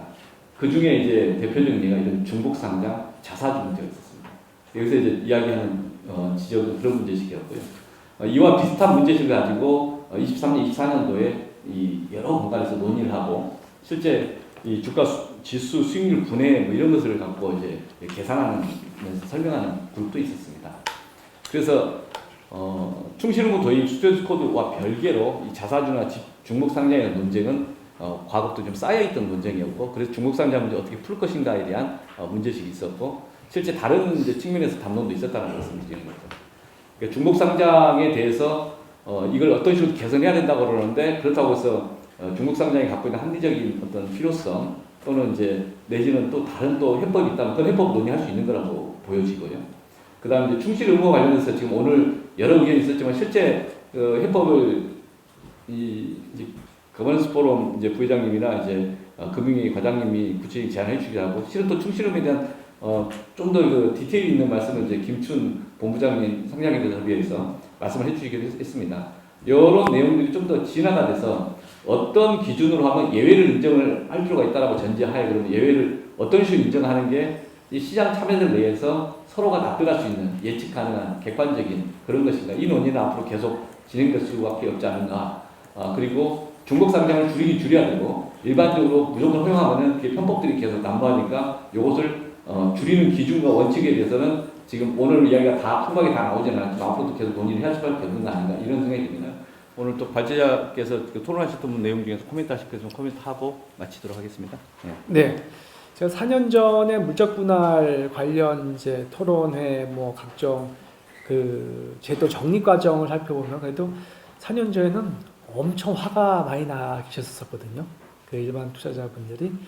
그래서 그때 제도를 정립하는 과정도 굉장히 어떤 짧은 시간에 뭔가 가시적인 성과를 내야 된다는데 굉장히 쫓겼던 뭐 제 개인적인 경험일 수도 있습니다만 그런 압박감이 있었습니다. 근데 오늘은 좀 더 건설적인 시각들이 다양한 그 관점에서 검토되지 않았나. 오늘 뭐 발제하신 분들뿐만 아니라 토론하신 분들뿐만 아니라 플로어에 계신 분들도 다양한 이해관계를 갖고 그 생산적인 얘기를 해주셨다고 생각되고요.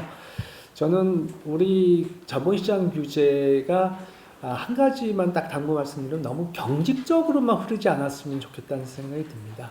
자본시장의 꽃은 사실 자율 규제고 자율 규제에 여러 번 실패 역사가 있고 그런 아픈 기억이 있음에도 불구하고 그런 것들을 우리가 새로운 길을 가고 새로운 규제를 도입해보고 그런 부분에 대해서 어떤 부작용을 그때그때 고민해가면서 현실적 여건을 해야 되지 이게 어떤 답이 존재하고 또는 옳고 그름이 나뉘어지는 시장은 아니라고 생각됩니다. 그래서 그런 부분에 있어서는 오늘같이 좀 건설적인 토론과 의견 개진 속에서 합리적인 방향을 모색했으면 하는 바람입니다. 감사합니다. 저희들이 이제 자본시장 특위 차원에서 자본시장법 관련된 논의를 계속 좀 이어갈 생각입니다. 4월 15일쯤에서 주주총회 관련해서 이강일 의원실에서 좀 준비를 하는 게 있고요. 다음 4월 16일은 김현정 의원실에서 이제 PBR 공시 관련된 토론을 좀 준비하고 있습니다. 그리고 저희가 이후에 6월달부터는 실제 자본시장법 개정안에 대해서 좀 더 저희 특위처에서 적극적으로 좀 토론을 좀 진행을 하고 여러 가지 이해관계 계신 분들의 말씀을 좀 들으면서 쭉 저희도 입장을 좀 정리해 나갈 생각입니다. 그전까지는 저희가 개별적인 어떤 의견을 특위처는 필요하지는 않을 겁니다. 충분히 여러 전문가들이나 실제 그 관심 있는 분들의 말씀을 최대한 좀 모으는 듣는 과정으로 계속 진행을 할 생각입니다. 오늘 이 중복 상향에 대한 의제가 지금 최근에 논의가 돼서 토론을 합니다만은 오늘 좀 발제해 주신 우리 남기란 위원님 그리고 우리 함께 참여해 주시는 토론회 이제 토론자들 여러분 감사합니다. 그리고 오늘 이 자리에 함께 해 주신 모든 분 감사합니다. 고맙습니다. 마치겠습니다.